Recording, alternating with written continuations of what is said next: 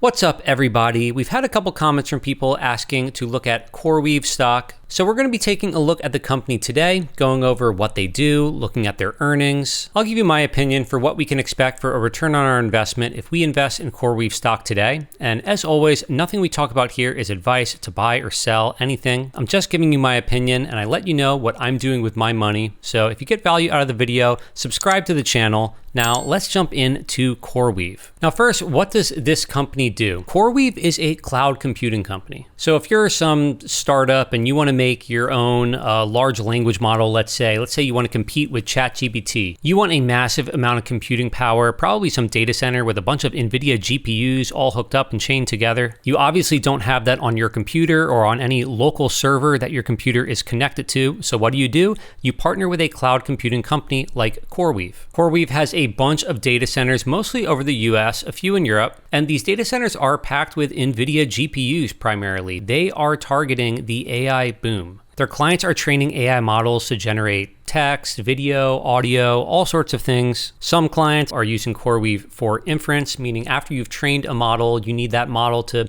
give you an output when you give it some prompts. That's inference. CoreWeave is saying, hey, you want to train your AI model? Come here, come to CoreWeave, use our compute power. Revenue has grown very rapidly over the past year. Obviously, there's a huge demand for this service right now. But one thing I should point out, just so we understand how this business model works, they have to spend an enormous amount of money up front to build out these data centers. So they have taken on an enormous amount of debt. I mean, for a company with only a few billion in revenue, the debt that they have on their books right now, long-term debt, $7.5 billion. Once you add in the current portion of long-term debt, you're up to about $11 billion there. If you also wanted to add in capital leases, you're basically at $14 billion-ish of debt on the books of this company. The goal, of course, is that this will all pay off and that the demand is going to be there. Demand is very strong right now, so they'll be able to make this back later on. We've seen other companies this year spend a lot of money on their cloud computing. Google in their last quarter, massive amount of CapEx going into their cloud segment.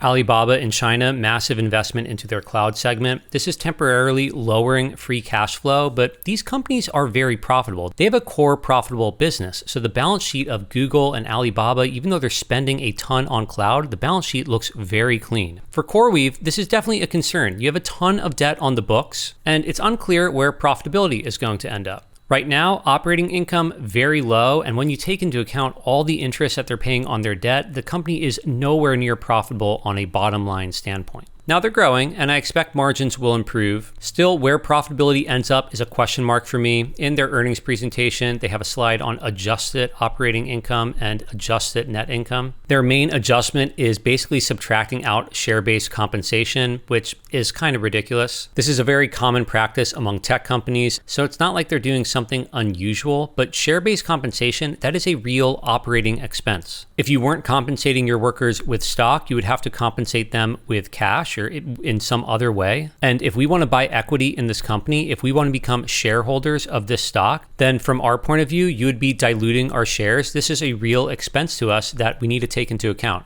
And if they didn't adjust for this, if they just showed us operating income, this number would not look nearly as good. They do have a big revenue backlog that has increased a lot. So these are contracts that companies have signed with CoreWeave saying, hey, we would like this much compute power over this amount of time. We'll pay this much. They have some big clients here. OpenAI, Microsoft, and Meta are clients of CoreWeave. You might say, oh, Microsoft and Meta are CoreWeave clients. Why? I mean, aren't they buying a whole bunch of NVIDIA GPUs themselves? Don't they have an enormous amount of CapEx for this going on right now? Why do they need to work with CoreWeave? And really right now, it kind of comes down to there is a supply bottleneck for these AI data centers. The performance of the NVIDIA GPUs are significantly ahead of their competition. All these companies are trying to get their hands on basically as many as they can. It's kind of the reason why NVIDIA's margins are insane. They can sell their chips for an absolutely staggering price right now. So yes, while a company like Microsoft is investing in this space, the demand is just outpacing the supply right now. Anyone with a sufficiently scaled AI data center like CoreWeave has is going to have demand for revenue.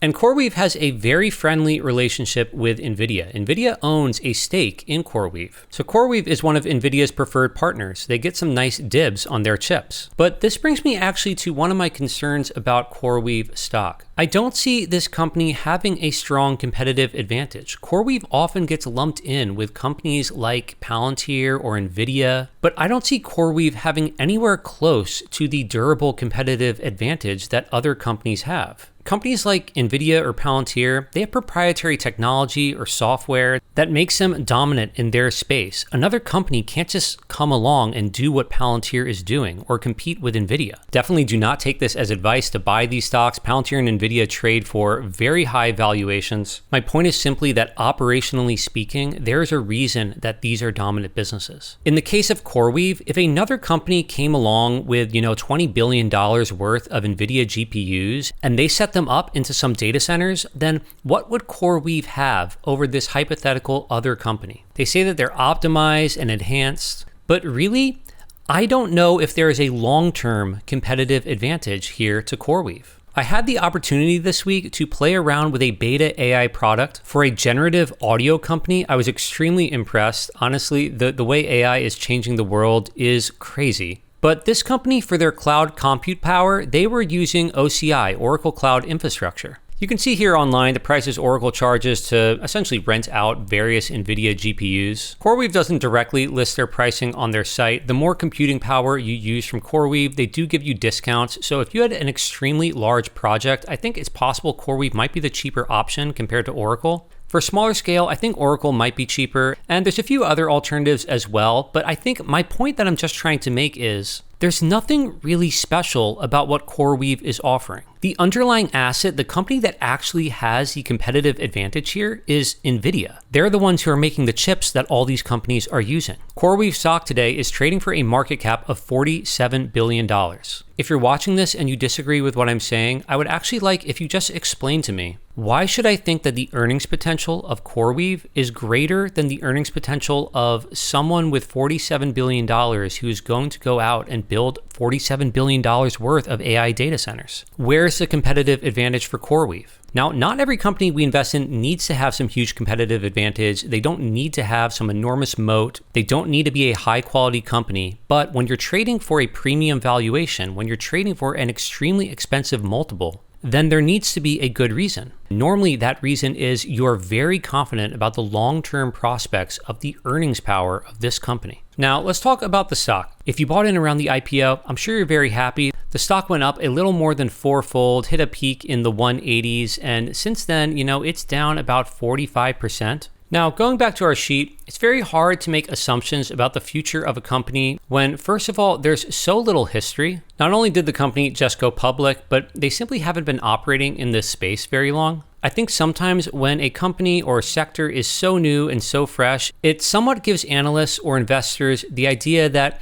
they can put in whatever numbers for, say, revenue growth and feel like it's reasonable, feel like it's justified. Is 50% revenue growth every year for 5 years justified for a company like this? Year over year, right now, the growth is much higher than that. Of course, we're comparing it to such a low base. Maybe it's possible, I'm not sure. To sanity check ourselves, we are assuming that this company gets to $24 billion in revenue, in annual revenue, in 5 years. That sounds like a tall order, but I do think demand for these AI data centers, it's going to be very strong. As far as where margins end up, I think this is even more of a question mark. A lot of cloud providers right now might have gross margins around 25-ish%. Operating margins 5 to 15% might be fair. Different people will have different opinions, and that's fine. For me, from my perspective, I do not see where the competitive advantage is, and so I do not think that margins will be extremely high for this company. They're going to be competing with Amazon. They're going to be competing with Google and Oracle and a bunch of other companies who are in this space. I don't think that there's all that much that is proprietary or special about one AI data center versus the next, so they will compete with each other on price. That's going to lead to tight, low margins, so I don't think I could put anything in here higher than 10%. And in order to get an acceptable return on our investment, an acceptable IRR for this company, I would have to give them something like a 40 times multiple 5 years from now. I just feel like the assumptions I have to put in to feel like I'm getting a good return here are way, way too rosy. To be honest, CoreWeave is nowhere close to a buy for me. If over the next 5 years, the company significantly underperforms the numbers that we put in here, the downside is very significant. I just don't think the risk reward is very good here in my opinion. I'm not sure at the price that I would be interested, but I can tell you it would be a lot lower than the current price of the company. Again, that's just my opinion. This isn't advice. If you disagree with me, if you have a different point of view, please let me know down in the comments below. I always want to hear from people who see things differently than me. And if you got value out of this video, subscribe to the channel, give this a like, and I hope to see you all in another video.